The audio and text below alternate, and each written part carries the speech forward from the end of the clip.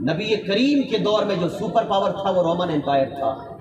اب Roman umpire کی جو فوج تھی وہ مسلمانوں سے لڑنے کے بعد ہار گئی۔ سارے لوگ بادشاہ کے پاس آ گئے۔ آنے کے بعد بادشاہ کے پاس آ کر کہنے لگے، بادشاہ ایک قوم دنیا میں وجود میں آئی ہے جس قوم کو مسلمان کہا جاتا ہے، اور اس کے سامنے جو بھی آتا ہے وہ ہار جاتا ہے، مسلمان جیت جایا کرتا ہے۔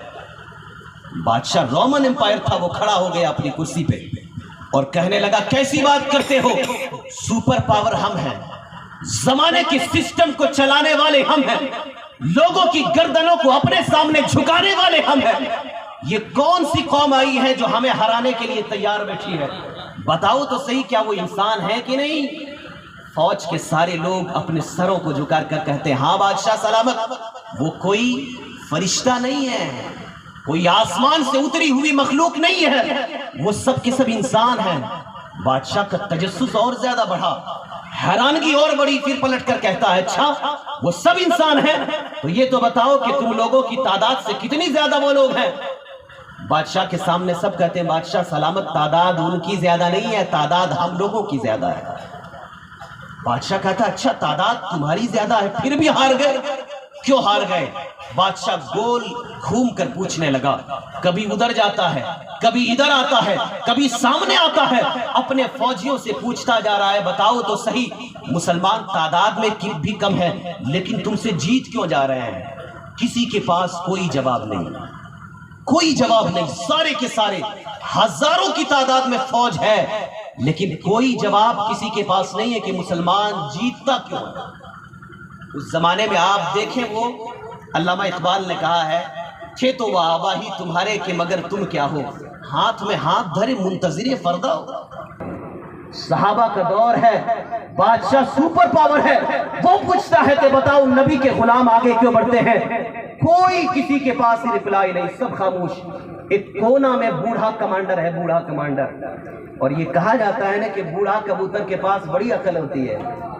کبوتر جب فضے پہ حضرت تو بوڑھے کبوتر ہی نہیں نکالا، تو بوڑھوں کے پاس جو عقل ہوتی ہے، میرے جوانوں آپ بوڑھوں کو چھوڑ کر آگے مت بڑھنا، اس لیے کہ یہی بوڑھے ہیں جن کے صدقے سے اللہ تمہیں کامیابی نوازتا ہے۔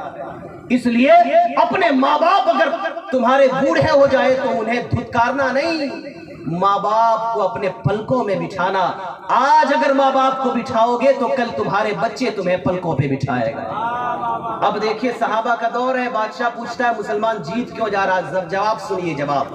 اب وہ بوڑھا کمانڈر سامنے آتا ہے اور آنے کے بعد کہتا ہے، بادشاہ سلامت، مسلمانوں کے جیتنے کے پیچھے جو ریزن، جو سبب، جو وجہ مجھے معلوم ہو سکی، وہ وجہ یہ ہے کہ مسلمان قوم ایسی قوم ہے جو راتوں کو اپنے سروں کو خدا کی بارگاہ میں پیش کر دینے والی قوم، رات کو عبادت کرنے والے لوگ ہیں اور دن کو روزہ رکھنے والے لوگ ہیں۔ کہیے سبحان اللہ۔ وہ کیا کہتا ہے؟ جیتنے کی پیچھے وجہ یہی ہے، رات کو وہ عبادت کرتے ہیں، دن میں روزہ رکھا کرتے ہیں۔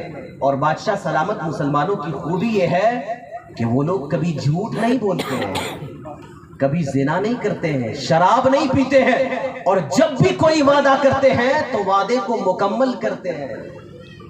یہ ہماری خوبیاں تھی جو دشمن بیان کیا کرتا ہے، یہ ہمارے اوصاف تھے جو دشمن کی زبانوں پہ موجود تھے۔ کیا کہتا ہے؟ مسلمانوں کی جیتنے کی پیچھے وجہ یہی ہے کہ جب بھی کوئی وعدہ کرتا ہے توڑتا نہیں ہے۔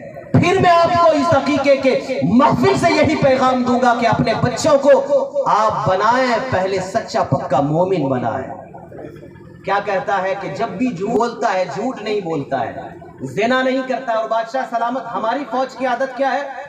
زنا بھی معاذ اللہ کرتی ہے، شراب بھی پیتی ہے ہماری قوم، ہمارے لوگ، اور خدا کو قدم قدم پہ ناراض کرتے ہیں، لیکن مسلمان قوم خدا کو ناراض نہیں کرتی ہے۔ بادشاہ نے جب سنا یہ خوبیاں تو وہ کھڑا ہو گیا اور کھڑا ہو کے کہتا ہے، یاد رکھنا یہ ایسے لوگ ہیں کہ آج جس زمین کا میں مالک بنا بیٹھا ہوں، اس زمین کا مالک پھر میں نہیں رہوں گا۔ اگر مسلمانوں میں یہ خوبیاں ہیں تو وہ زمانہ قریب ہے کہ پھر میرے اس کرسی کا مالک میں نہیں، وہ مسلمان ہو جائے۔ رومن امپائر کہتا ہے کہ اگر مسلمانوں میں یہ خوبیاں ہیں تو پھر میں اس کا بادشاہ نہیں، پھر مسلمان بنیں گے. اور حقیقت میں ایسے ہی ہوا. وہ ترکی کی سرزمین تھی جہاں بادشاہ بیٹھ کر بولا تھا, جہاں بادشاہ نے کہا تھا ترکی کی سرزمین.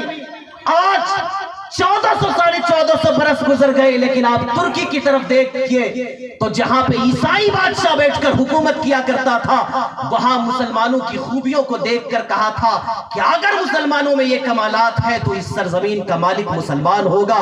آج فتنے کے دور میں ہمارے اندر برائیاں ہونے کے باوجود بھی وہ زمین جس پر بیٹھ کر بادشاہ نے کہا تھا وہ آج تک مسلمانوں کے قبضے میں ہے.